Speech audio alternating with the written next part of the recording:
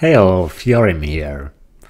In the previous episode I gathered all the resources needed for a max nuclear plant, and in today's episode I'm finally starting to build it.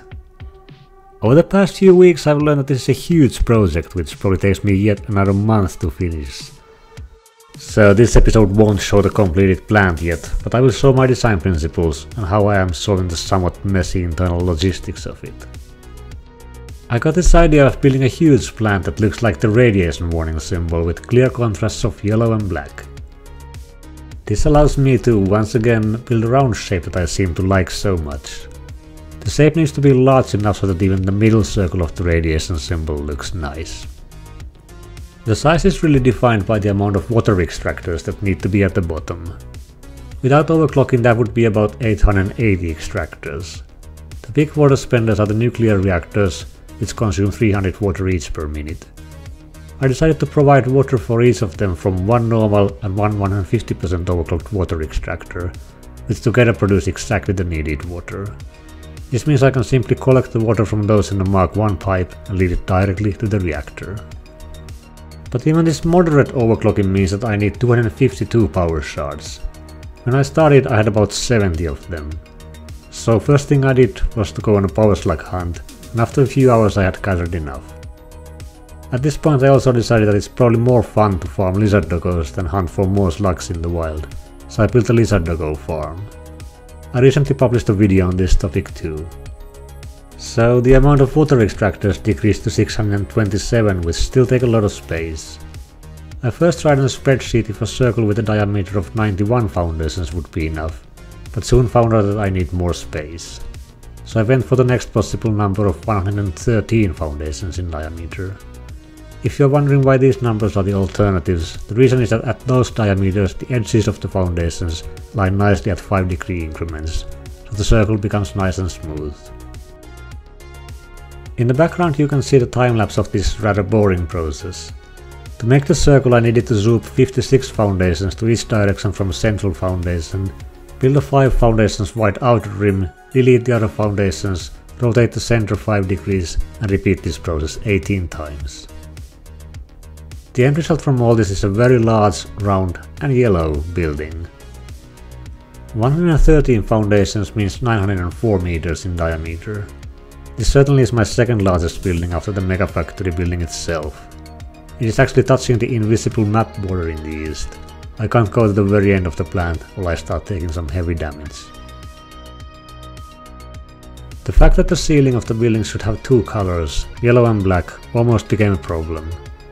Clipping foundations of two different colors of materials causes some flickering graphical glitches to appear. But luckily there's a workaround for this. You can clip road barriers to the side of a foundation and the height of these can be adjusted pretty freely. So you'll need to place one slightly above the standard foundation level. Then you can attach a new foundation on that barrier and it will be slightly higher than the original foundation. Now you can use this elevation difference to clip foundations through each other and the graphical glitches won't bother you anymore. I also used this technique to build an outer rim on the otherwise glossy factory floors. However, this meant that I needed to do the big 113 foundation circle again. Fun times for sure.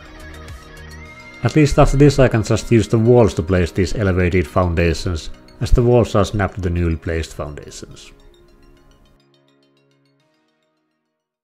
And with the circle completed and ceiling in place, it was time to start placing the water extractors. As a tip, it's possible to align water extractors by holding Ctrl when you place them. This makes it easy to make perfect lines of them. I created one foundation wide corridors and placed water extractors on both sides of them. This matches pretty well the size of 5 foundations, so the pattern is very easy to repeat. And with the extractors placed, the next problem was getting the water to the ceiling. There will be 6 internal walls in the power plant separating the 6 sectors of the circle. I decided to devote 2 of these for the pipes leading to the reactors, as they are conveniently close to the water extractors, just above the train station. I wanted to keep every second foundation in these walls empty in case I need to move some materials through them. I came up with a plan where most foundations contain 4 pipes, except some that contain up to 9 pipes. The foundations with 9 pipes were selected so that the areas needing most water would have the most pipes. For the pipes near the water extractors themselves, I decided to build a service level where these pipes would be collected, as collecting them on the ground level would quickly become problematic when there's a lot of extractors on one line.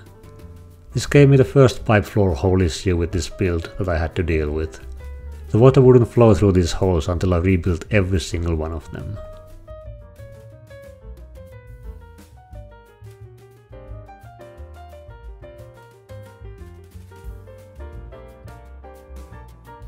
Once the floor holes in the ceiling were placed and the pipes leading from the extractors were collected on the service level, it was just a matter of connecting the pipes to the holes, starting from one edge and moving to the center. Some of the central spots contained really a lot of water extractors on one line, which meant that they would provide up to 20 pipes. As I only had limited vertical space to work with, I needed to be very organized or the pipes would soon form a spaghetti that would be impossible to keep track of. The 2 wall stall space has space for 3 pipes and the foundations can fit 4 such stacks each. I combined the water pipes from each of the side corridors to these stacks and then connected them to the ceiling holes, starting from the sides. This took a couple of trials and errors, but in the end I'm pretty happy with how it turned out to be.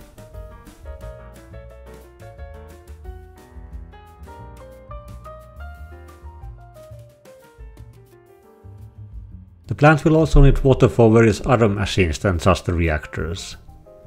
The water requirements for these machines vary greatly, so I decided to provide 2 types of additional pipes. Pipes of 200 water per minute that are useful for machines needing 50, 100 or 200 water per minute.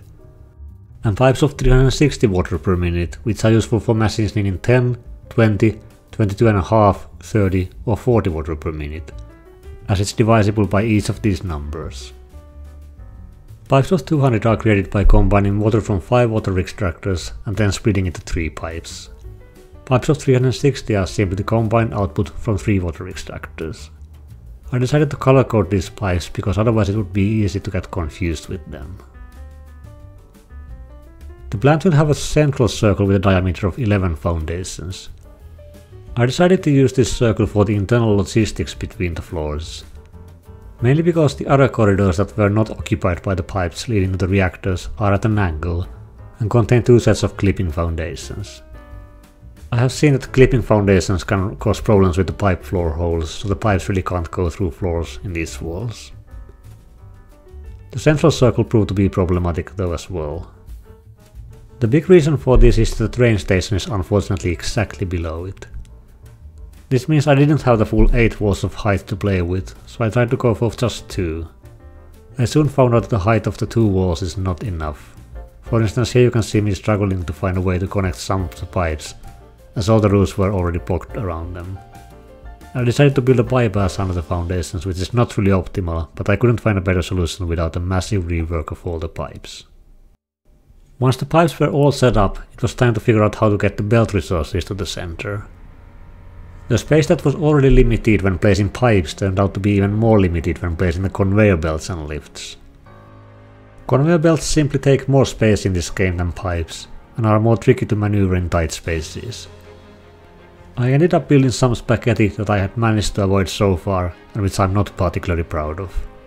But I preferred that to moving the whole train station, which would have been the other alternative. This is anyway the logistics floor, maybe it doesn't need to be super neat. Once the belt mesh was connected to the central circle, the only thing remaining was to connect the belts from the train outputs as well as the belts leading directly to the plant. The nitrogen gas also needed to be unpacked, so I built some packages for that. Luckily there's plenty of space left at this part of the power plant. I managed to be a lot more tidy with these belts, so I'm happy with how they ended up looking like. Everything is now entering the proper internal logistics, except of course the uranium. This I'm not bringing in until I'm sure the plant works as intended, as I don't want it to start radiating while I'm still working on it. But the belts for that are already in place. And with that done, the next step is building the actual manufacturing buildings on the higher floors. This should hopefully be a relatively simple task, as all the resources are designed to be easily available. But I'm sure that at this scale it will still take many hours to complete. The next episode in this series will be all about producing these items, and hopefully also starting the actual power plant. I hope you have found the episode interesting.